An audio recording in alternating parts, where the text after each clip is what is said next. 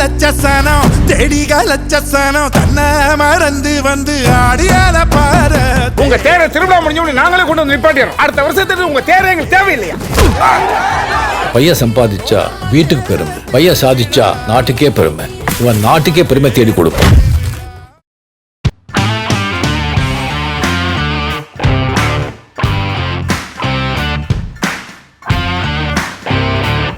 திருச்செந்தூர் அருகே ஆறுமுகநேரியில் railway gate மூடப்படுவதால் மாணவர்களும் பொதுமக்களும் நாள்தோறும் அரை மணி நேரத்திற்கும் மேலாக காத்திருந்து வருகின்றனர். கடனை முறையாக திருப்பி செலுத்தினால் நிறைய கடன்கள் வங்கிகளில் வாங்க முடியும், யாரும் வட்டிக்காரர்களிடம் மாட்டிக்கொள்ள வேண்டாம் என்று அமைச்சர் கீதா ஜீவன் வேண்டுகோள் விடுத்துள்ளார். திருச்செந்தூர் அருகே ஆறுமுகநேரியில் ரயில்வே கேட் மூடப்படுவதால் மாணவர்களும் பொதுமக்களும் நாள்தோறும் அரை மணி நேரத்திற்கும் மேலாக காத்திருந்து வருகின்றனர். தூத்துக்குடி மாவட்டம் திருச்செந்தூர் அருகே உள்ள ஆறுமுகநேரியில் நாள்தோறும் ரயில்வே கேட் மூடப்படுவதால் கடுமையான போக்குவரத்து நெருக்கடி ஏற்பட்டு வருகிறது. திருச்செந்தூர் தூத்துக்குடி சாலையில் நாள்தோறும் 1,00,000க்கும் அதிகமான வாகனங்கள் சென்று வரக்கூடிய நிலையில் ஆறுமுகநேரி பகுதியில் நாள் ஒன்றுக்கு 14 முறை மூடப்படும் ரயில்வே கேட்டினால் பொதுமக்களின் அன்றாட வாழ்க்கை கடுமையாக பாதிக்கப்பட்டு வருகிறது. காலை வேளையிலும் பள்ளிக்கு செல்லும் மாணவர்கள் முதல் வேலைக்கு செல்வோர்கள் வரை நாள்தோறும் அரை மணி நேரத்திற்கும் மேலாக காத்திருந்து வருகின்றனர். மேலும் விபத்து உள்ளிட்ட அவசர சிகிச்சைக்காக செல்லும் ஆம்புலன்ஸ்களும் இந்த ரயில்வே கேட்டில் சிக்கிக்கொள்வதால் பல நேரங்களில் உயிரிழப்புகளும் ஏற்படுவதாக பொதுமக்கள் குற்றம் சாட்டியுள்ளனர். எனவே அரசு உடனடியாக ஆறுமுகநேரி பகுதியில் ரயில்வே மேம்பாலம் அமைக்க வேண்டும் என பொதுமக்கள் கோரிக்கை விடுத்து வருகின்றனர். நீ எவ்வளோ நேரம் தெரியல, 20 நிமிஷம் நிற்கும். டெய்லி தான் கதை. ஸ்கூலுக்கு போக முடியல டைமுக்கு, 6 நாள் சேலரி பிடிச்சிடுறாங்க.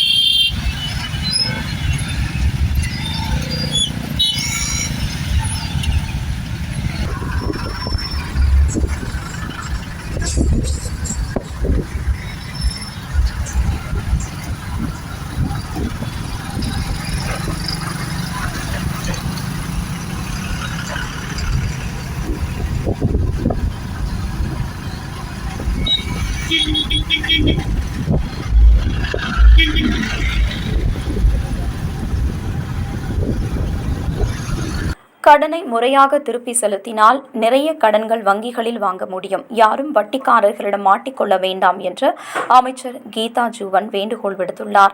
வாங்கிய கடனை முறையாக திருப்பி செலுத்தினால் நிறைய கடன்கள் வங்கிகளில் வாங்க முடியும், நமக்கென கடன் தர வங்கிகள் தயாராகவே இருக்கின்றனர், எனவே யாரும் வட்டிக்காரர்களிடம் மாட்டிக்கொள்ள வேண்டாம் என கேட்டுக்கொள்கிறேன் என்று மகளிர் சுய உதவி குழுக்களுக்கு வங்கிக் கடன் வழங்கும் நிகழ்ச்சியில் அமைச்சர் கீதா ஜீவன் மகளிர் குழு பெண்களுக்கு வேண்டுகோள் விடுத்துள்ளார். ஈரோடு மாவட்டத்தில் நடைபெற்ற அரசு விழாவில் புதிய திட்டப்பணிகளுக்கு அடிக்கல் நாட்டி முடிவுற்ற திட்டப்பணிகளை திறந்து வைத்து மகளிர் சுய உதவி குழுக்களுக்கு வங்கிக் கடன் இணைப்பு மற்றும் பயனாளிகளுக்கு அரசு நலத்திட்ட உதவிகளை அமைச்சர் உதயநிதி ஸ்டாலின் வழங்கி தொடங்கி வைக்க உள்ளதாய் தொடர்ந்து தூத்துக்குடி மாவட்டம் தூத்துக்குடி காமராஜர் கல்லூரியில் நடைபெற்ற அரசு விழாவில் அமைச்சர் கீதா ஜீவன் மற்றும் மாவட்ட ஆட்சித்தலைவர் லட்சுமிபதி ஆகியோர் கலந்து கொண்டு சுமார் 1112 மகளிர் சுய உதவி குழுக்களுக்கு 134 கோடி வங்கிக் கடன் இணைப்பு மற்றும் பயனாளிகளுக்கு அரசு நலத்திட்ட உதவிகளை வழங்கிய அமைச்சர் கீதா ஜீவன் பேசுகையில், வாங்கிய கடனை முறையாக திருப்பி செலுத்தினால் நிறைய கடன்கள் வங்கிகளில் வாங்க முடியும் என்று தெரிவித்துள்ளார்.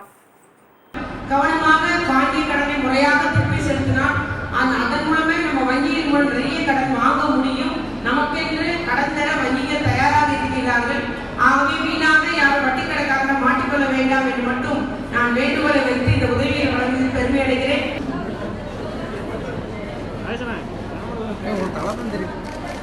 காமநாயக்கன்பட்டி ஊராட்சி அளவிலான தாழாங்குடி ஊராட்சி அளவிலான கூட்டமைப்பு, பள்ளிப்பத்து ஊராட்சி அளவிலான கூட்டமைப்பு,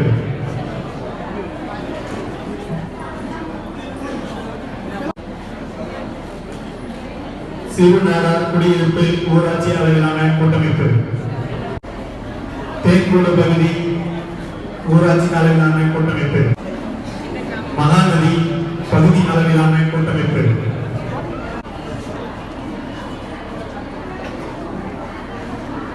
தொண்டர் நகரின் சுயதை குழு. எதிர்க்கட்சி ஆளும் மாநிலங்களுக்கு முறையாக நிதி வழங்காததை கண்டித்தும் ஆளுநர்களின் அத்துமீறலை கண்டித்தும் மத்திய அரசின் புலனாய்வு அமைப்புகள் மூலம் எதிர்க்கட்சித் தலைவர்களை பழிவாங்கும் நடவடிக்கைகளை கண்டித்தும் மார்க்சிஸ்ட் கம்யூனிஸ்ட் கட்சி சார்பில் நடைபெற்ற இந்த ஆர்ப்பாட்டத்தில் திமுக, விடுதலை சிறுத்தைகள், தமுமுக, காங்கிரஸ், மதிமுக உள்ளிட்ட அனைத்து கட்சிகள் கலந்து கொண்டனர்.